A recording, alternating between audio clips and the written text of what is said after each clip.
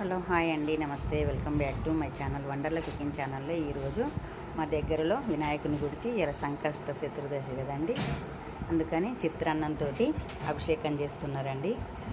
పాలతో చేస్తారు, పంచామృతాలతోటి, పసుపు కుంకుమ తేనె నెయ్యితో చేస్తారు.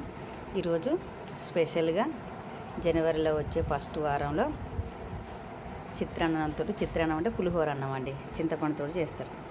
అందుకని పులిహోర చేసుకొని పోతుందండి.